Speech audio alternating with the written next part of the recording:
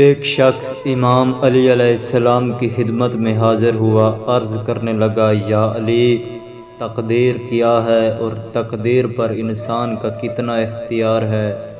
امام علی علیہ السلام نے فرمایا، ایک ٹانگ پر کھڑا ہو جا۔ وہ شخص جب ایک ٹانگ پر کھڑا ہوا تو امام علی علیہ السلام نے فرمایا، دوسری ٹانگ بھی اٹھا۔ اس شخص نے کہا، یا علی، گر جاؤں گا۔ حضرت علی علیہ السلام نے فرمایا، دونوں ٹانگوں پر کھڑے رہنا اختیاری عمل ہے۔